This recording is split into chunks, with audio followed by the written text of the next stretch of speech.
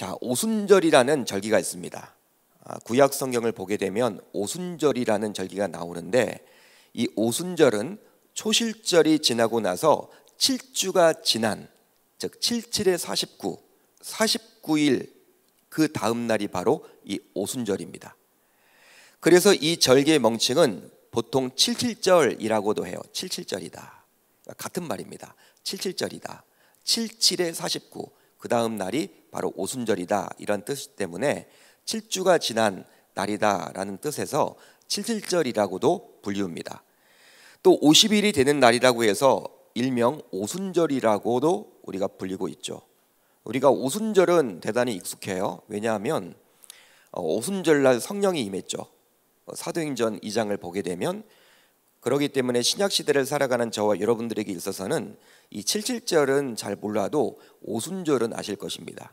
그렇지만 같은 날임을 여러분들이 인식하시면 좋겠습니다. 자, 초실절에는요, 곡식의 첫 열매 한 단을 하나님 앞에 우선 드렸는데요.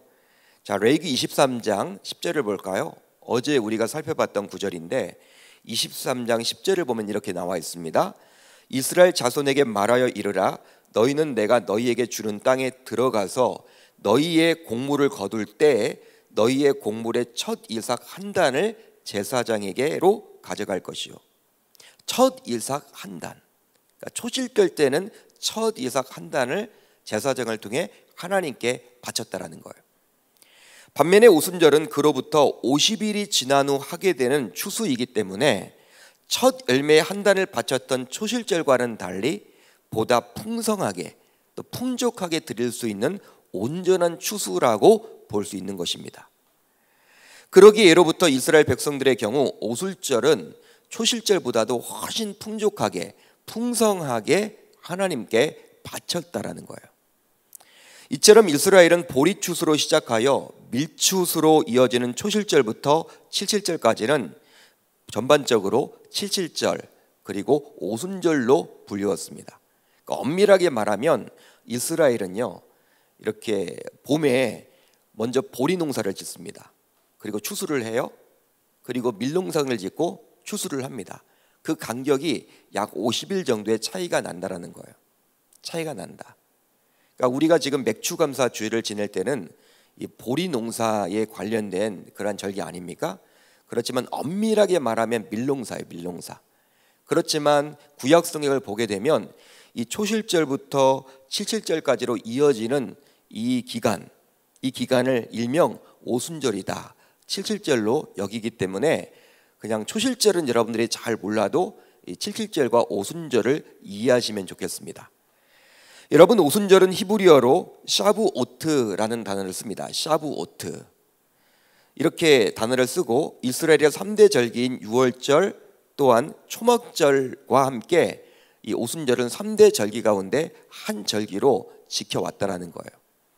본래 이스라엘 백성들 가운데 남자들은요, 이 3대 절기를 지키러 매년 예루살렘 성전을 방문해야만 했습니다. 자, 출애굽기 34장 23절을 볼까요? 하나님은 이렇게 말씀을 하셨죠. 너희의 모든 남자는 매년 3번씩 주 여호와 이스라엘의 하나님 앞에 보일지라. 매년 3번씩. 즉 예루살렘 성전에 가야 한다라는 거예요. 지금처럼 교통이 발달하지 않았죠. 통신이 발달하지 않았습니다. 근데 남자들은요, 경건한 유대인들이라면, 경건을 이렇게 내가 몸담고 살아가는 사람들이라면, 쉽게 말하면 새벽 제단을 쌓는 여러분들과 같은 분이라면 그 당시에 1년에 3번씩은 꼭 반드시 예루살렘 성전에 가서 하나님을 만나야만 했다라는 거예요. 당시에는요, 하나님을 집에서 만날 수는 없죠.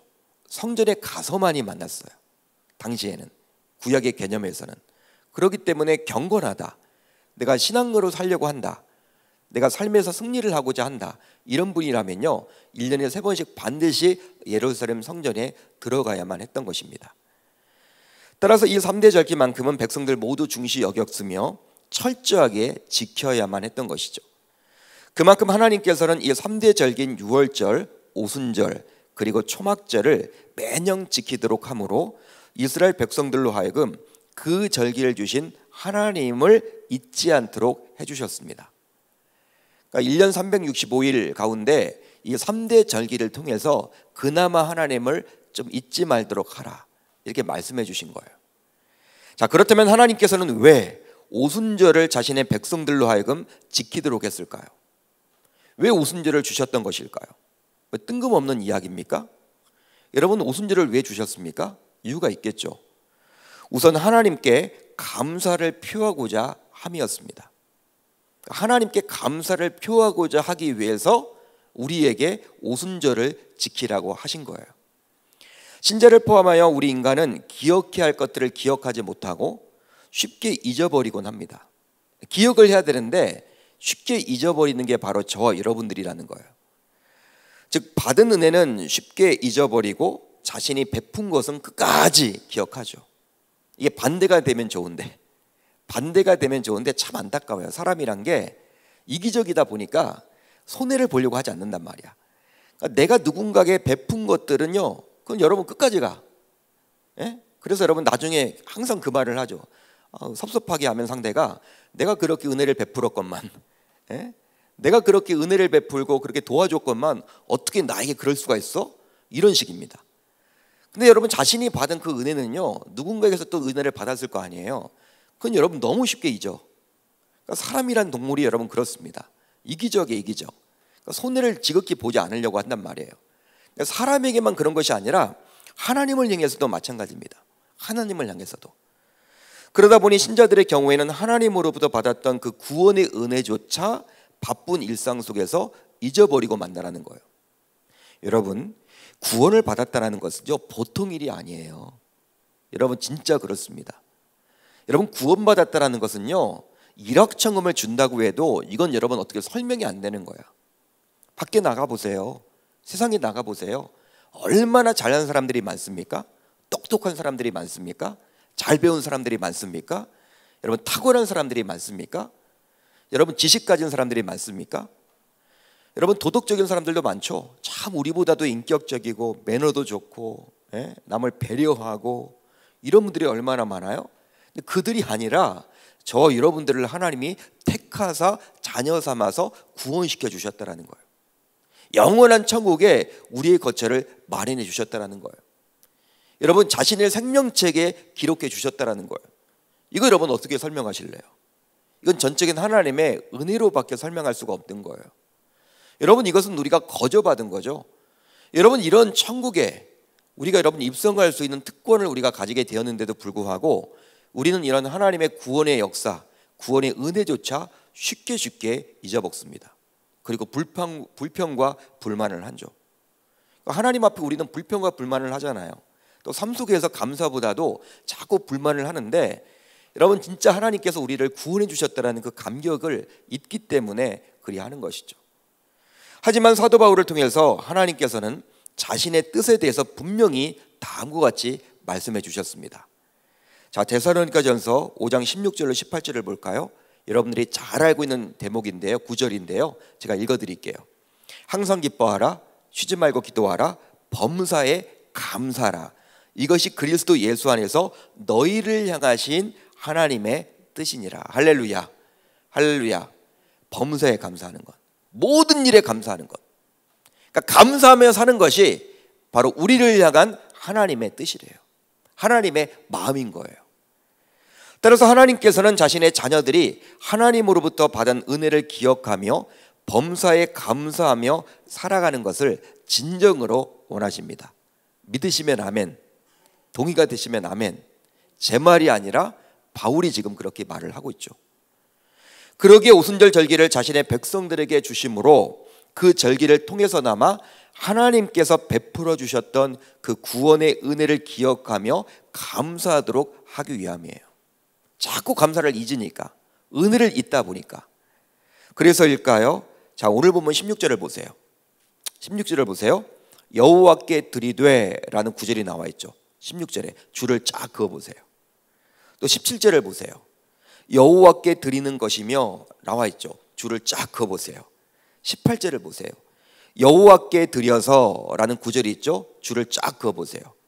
19절을 보세요. 드릴 것이요 라고 있죠. 여러분, 줄을 쫙 그어 보세요. 20절을 보시면 여호와께 드리는, 줄을 쫙 그어 보세요. 계속 여호와께 드리는, 여호와께 드리라는 거예요. 제물을 드리라. 너의 몸과 마음과 정성과 모든 것들을 드리라. 제사를 드릴 때 제물이 필요하다. 그걸 하나님께 드려라. 그러므로 하나님께 받은 것을 생각하며 자원하는 감사의 예물을 드리도록 하나님께서는 오늘 말씀을 통해서 자신의 백성들에게 무려 5번이나 강조를 해주고 있습니다. 5번이나 강조를 해주고 있다는 거예요. 여러분, 그렇기 때문에 감사의 절기 때는요, 한국교회가 여기 나와 있는 이 말씀에 근거해서 우리가 감사의 제물을 하나님 앞에 드리는 거죠. 성경적인 겁니다. 맥주 감사 주일, 추수 감사 주일. 말로만 감사하는 것이 아니라 하나님 앞에 나의 소중한 것을 드리는 거예요. 하나님은 지금 그 이야기를 하고 있죠. 드림으로 인해서 누구를 기억하라는 거예요? 누구를 인식하라는 거예요? 여호와 하나님. 자, 그런데요, 지금도 마찬가지입니다. 하나님께서는 맥주 감사 주일, 추수 감사 주일과 같은 절기를 통해서나마 신자인 저와 여러분들이 하나님으로부터 받은 축복과 은혜를 기억하며 감사를 하도록 우리에게 말씀해 주고 있습니다. 그러기에 우리 모두 지금은 오순절 절기를 구약시대처럼 철저히 지키지는 않지만, 그대로 지키지는 않지만 그 정신, 즉 하나님께 대한 감사만큼은 동일하게 지켜야 할 줄로 믿습니다. 그러니까 오순절 절기를 바라볼 때 여러분, 그대로 우리가 오순절은 지키지 않잖아요. 지금 저와 여러분들은요, 유대교의 절기를 지키지 않습니다. 구약에 나와 있지만 예수 그리스도가 오셨기 때문에 오히려 부활절을 지키죠. 유대인들이 지키지 않은 그 부활절을 지킨단 말이에요. 왜? 예수 그리스도가 가장 중요한데 그분이 완성자로서, 율법의 완성자로서 이 땅에 오셨기 때문에. 여러분, 그렇기 때문에 율법대로 그대로 지키진 않아요. 그렇지만 그 정신만큼은 우리가 반드시 지키면서 삶을 살아가야 한다는 것입니다. 바로 다음과 같이 고백했던 다윗처럼 말이죠. 다윗은 시편 103편 2절에서 이렇게 말씀하고 있어요. 시편 103편 2절. 내 영혼아 여호와를 송축하며 그의 모든 은택을 잊지 말지어다. 할렐루야. 하나님의 은혜를 철저하게 잊지 않고 기억했던 이 다윗과 같이 저 여러분들 또한 그런 삶을 살겠다라고 다짐하고 결단할 수 있기를 우리 주님의 이름으로 축원합니다. 다음으로 이웃에 대한 자비를 실천하고자 함입니다. 왜 하나님은 우리들에게 오순절을 주셨을까? 왜 오순절을 지키라고 말을 하셨을까? 이 오순절은 우리가 지키지 않는데 그걸 통해서 어떤 정신을 우리가 이렇게 받아 누리면 좋을까? 바로 이웃에 대한 자비를 실천하고자 함입니다. 자, 오늘 말씀 22절을 볼까요? 22절 같이 한번 읽어봅니다. 시작. 너희 땅의 곡물을 벨 때에 밥 모퉁이까지 다 베지 말며 떨어진 것을 줍지 말고 그것을 가난한 자와 거류민을 위하여 남겨두라. 나는 너희의 하나님 여호와이니라. 보리추수와 밀추수를 할 때 가난한 자와 거류민들을 위해서 이삭들을 남겨두라는 하나님의 메시지예요. 이삭들을 남겨두라. 이것은 바로 하나님의 마음이 담긴 것이죠. 하나님의 생각이 담긴 것이고 하나님의 뜻이 담긴 거예요. 실제로 사람이 자신의 노력만으로 곡식추수를 하게 되었다라고 여기게 되면요, 아무리 가난한 자와 거류민이 있다 하더라도 그들을 위해서 이삭을 남겨둘 수는 없어요. 왜? 아깝다라는 생각이 들기 때문에. 내 노력으로 한 건데, 내가 한 건데, 내가 열심히 물 주고 내가 열심히 이렇게 농사를 할 수 있도록 이렇게 내가 열심히 부지런하게 다 비료도 주고 해서 내가 이렇게 키운 건데, 내 건데. 여러분, 사람이 이런 마음을 갖기 때문에 이기적이잖아요. 아무리 가난한 자가 보여도, 거류민이 보여도 하나님 말씀에 나와 있지만 이렇게 나누기가 힘들어요. 이삭을 여러분 다 가져갈 겁니다. 내가 했다고 하면. 하지만 자신의 노력도 있지만 궁극적으로는 하나님께서 은혜를 베풀어 주셨기에 곡물을 출수할 수 있게 되었다고 여기는 순간 어떻게 됩니까? 하나님께서 그렇게 원하시는 가난한 자와 거류민들을 위해서 이삭을 순수히 남겨둘 수 있다라는 사실입니다. 여러분, 룻기서를 보게 되면 보아스는 자신의 밭에서 일하게 된 이방인 룻을 위해서 자신의 소년들에게 일부러 보리 이삭을 남겨두라고 요청을 해요. 나중에는 이삭뿐이 아니죠. 많이 주죠, 여러분. 그냥 베풀어 주는 거야. 바로 이방 여인인 룻은 이방인이기도 했지만 가난한 자였기 때문에 보아스는 하나님의 말씀을 철저히 지켰던 것입니다. 따라서 이스라엘 백성들은 오순절과 같은 절기 때 나그네, 과부, 고아와 같이 어렵고 힘들게 사는 분들을 돌아보며 그들에게 실제적인 도움을 주어야만 했죠. 실제로 신명기 16장을 보게 되면 오늘 우리가 살펴보고 있는 레위기 23장과 동일한 병행 구절입니다. 신명기 16장. 따라서 신명기 16장에 나타난 이 오순절, 칠칠절에 대한 절기 부분을 살펴보게 되면 바로 신명기 16장 11절인데요. 이렇게 하나님께서는 당시 모세를 통해서 또 이렇게 이야기를 해주고 있어요. 오순절 때는 이렇게 해야 된다. 제가 읽어드릴게요. 신명기 16장 11절입니다. 너와 내 자녀와 내 노비와 내 성중에 있는 레위인과 및 너희 중에 있는 객과 고아와 가부와 함께 내 하나님 여호와께서 자기의 이름을 두시려고 택하신 곳에서 내 하나님 여호와 앞에서 즐거워할지니라. 그러니까 너만 잘 먹고 잘 살지 말고 그 절기를 지키지 말고 너희 중에 있는 객과 고아와 가부와 함께 그것을 같이 즐겨라. 이게 하나님의 마음이라는 거예요. 여러분, 그런데 지금도 마찬가지죠. 오순절 성령이 임하면서 생겨난 초대교회, 오순절 성령이 임해서 생겨난 초대교회는요 철저하게 유무상통을 지켰습니다. 이게 사도행전에 나와 있죠. 사도행전 2장에도 유무상통, 4장에도 유무상통, 무려 2번씩이나 기록이 되어 있죠. 이런 전통은 지금까지도 교회에서 구제라는 명목으로 진행해 오고 있습니다. 구제라는 명목, 우리 교회도 하고 있죠. 여러분, 실제로 요즘은 정부에서도 가난하고 어렵게 사시는 분들을요 잘 도와요. 잘 돕습니다. 예전에 비해서 복지가 잘 된 것은 사실이에요. 하지만 정부에서 하는 복지에는 분명한 한계가 있다는 거예요. 그러다 보니 사각지대의 노인분들은 정부에서 도울 수가 없어요. 예를 하나 들어보면요, 실제로는 자녀와 전혀 소통하지도 않아, 연락도 취하지 않아. 그런데 호적에 남아있다는 이유로 정부에서는 못 돕겠다는 거예요. 자녀가 다 있는데 못 돕겠다라는 거예요. 알면서도 여러분 못 도와요. 왜? 정부에서 돕는 것은요 이게 서류로 움직이는 거기 때문에. 뭐 한두 명의 여러분 개인 뭐 이렇게 컴플레인 이야기한다고 해서 들어지질 않습니다. 왜? 호적에는 자녀로 남아있기 때문에. 근데 진짜로는요 뭐 몇십 년 동안 만나지도 못했어. 그냥 남남이야. 근데 정부에서는 못 돕는다는 거예요. 하지만 교회는 목양적으로 이런 분들에게 접근해서 이런 분들을 도울 수가 있는 거죠. 목양적으로 이렇게 돕는 거죠. 따라서 지금 우리는 오순절 절기를 그대로 지키지는 않지만 오순절 절기의 정신인 이웃사랑만큼은 반드시 지켜야 할 줄로 믿습니다. 그러니까 우리가 오순절은 지키지 않아도 오순절 정신만큼은 반드시 지켜야 되는데 두 가지를 살펴봤어요. 바로 하나님에 대한 감사를 표할 수 있어야만 하는 것이고, 이웃들을 사랑하고 그들에게 나의 것을 나눌 수 있어야만 한다는 것입니다. 이제 말씀을 정리하겠습니다.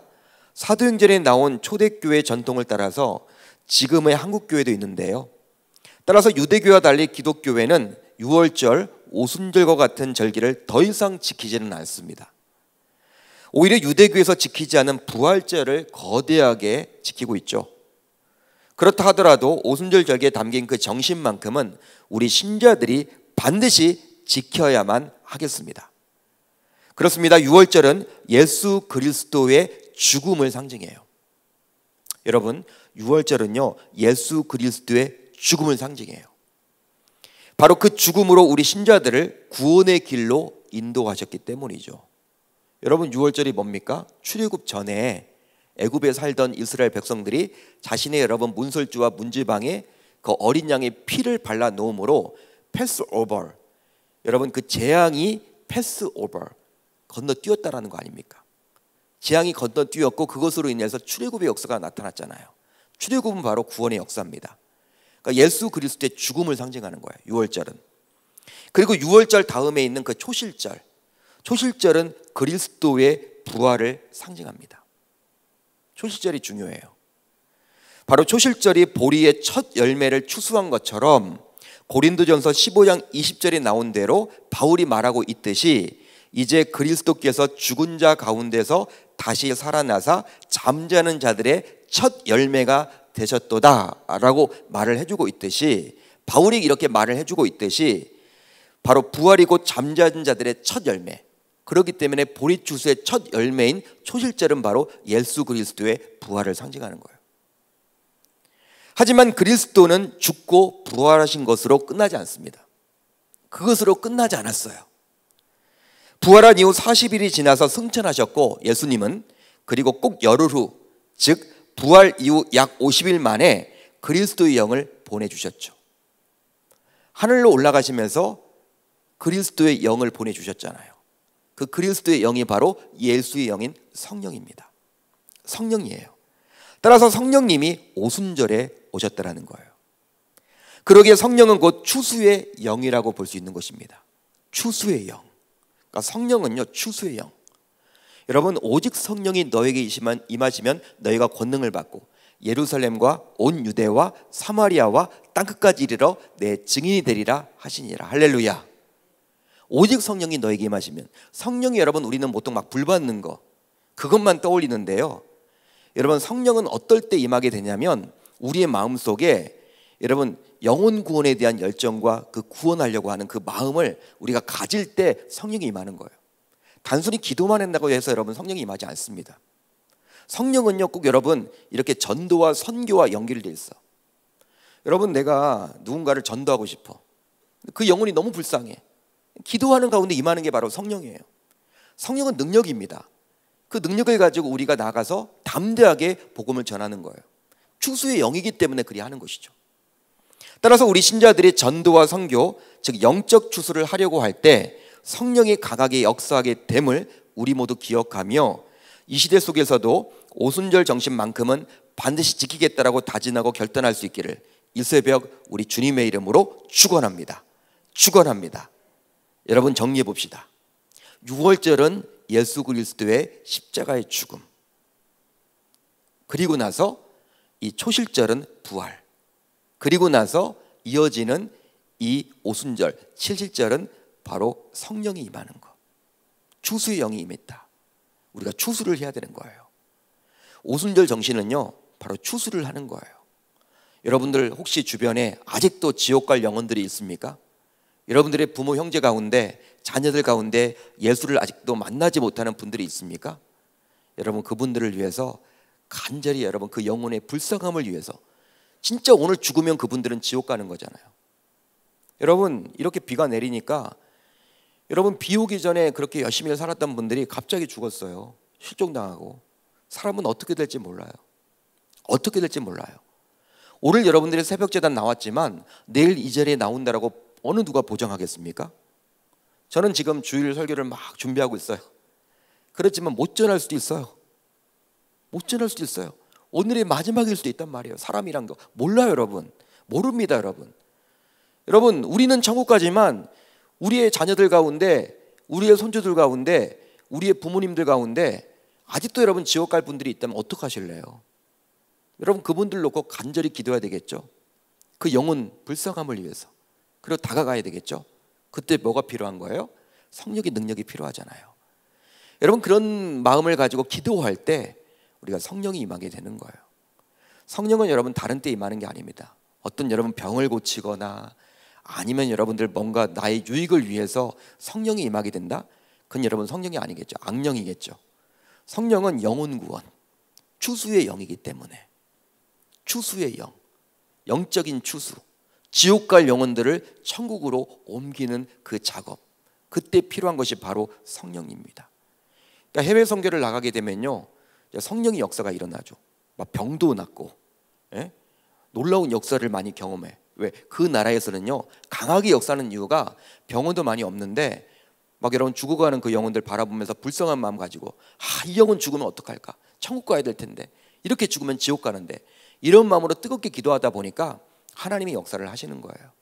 저와 여러분들 모두 오순절은 지키지 않지만 이 정신만큼은 이제 붙들고 살아가겠다라고 다짐하고 결단하는 저와 여러분들이 다 되실 수 있기를 우리 주님의 이름으로 축원합니다. 축원합니다.